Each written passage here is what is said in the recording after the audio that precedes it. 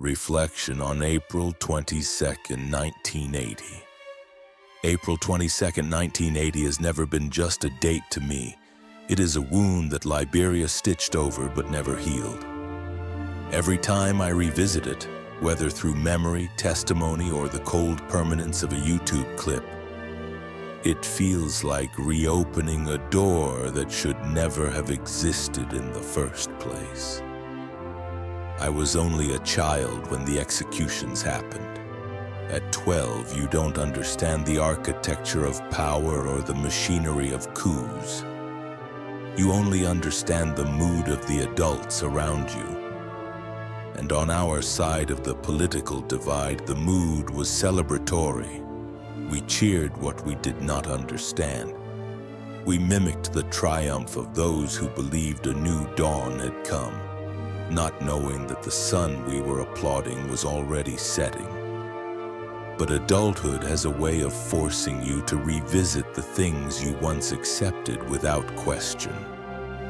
And when I finally watched the full footage, see Cecil Dennis walking barefoot into that room of soldiers, answering questions with a dignity that outlived his body, it felt like something inside me cracked. The camera did not flinch, and neither could I. The poles planted in the sand, the bus full of condemned men, the crowd cheering as if attending a festival. It was barbarism dressed as revolution. That day, death did not sneak into Liberia. He arrived boldly like a dignitary, and we, blinded by anger, hunger, and decades of exclusion, welcomed him with applause. We did not understand that once death becomes a citizen, he does not easily relinquish his residency. The ocean watched, the sky watched, and we, the people, became participants in a tragedy we would later pretend we did not see. When I reflect on April 22nd now, I don't think first about politics. I think about the wives who waited for husbands who would never return, the children who grew up with the memory of a father executed on a beach, the families who had to grieve in silence because public mourning was interpreted as dissent. I think about how quickly reason can flee a nation. Shakespeare's words echo in my mind. O judgment, thou art fled to brutish beasts. And on that day, judgment truly fled Liberia. April is supposed to be a month of hope.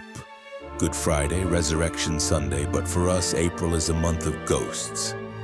April 14th, April 12th, April 22nd, April 6th. Each date a stone in the long road that led us into the abyss of the 1990s.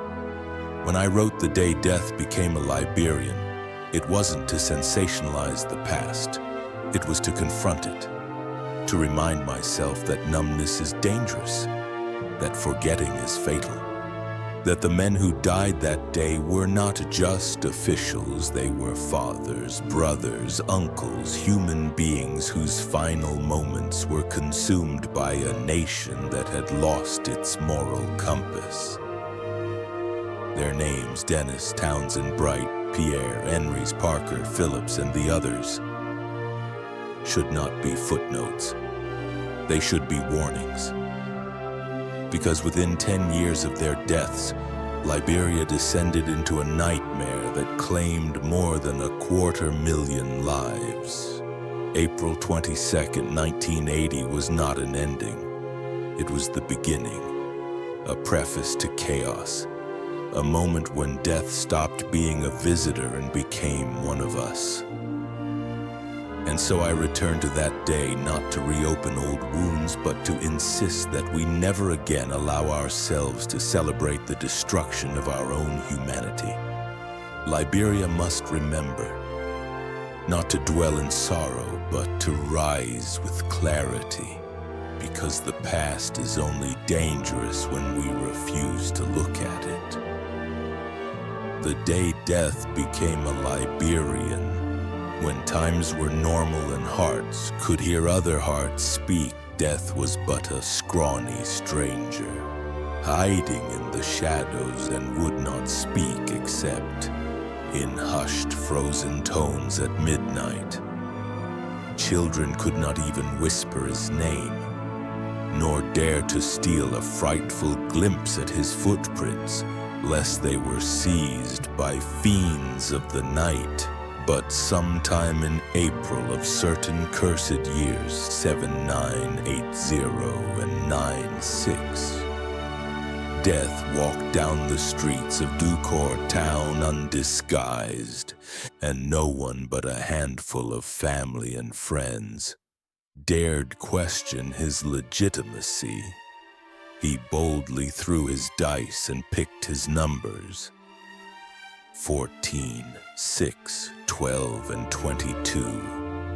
To do dastardly deeds such as shoot down Liberia's moon from the sky and wring her air dry of oxygen, destined to shoulder the failing souls of the other 12 men. C. Cecil Dennis wore bravery and sobriety in place of his seized three-piece.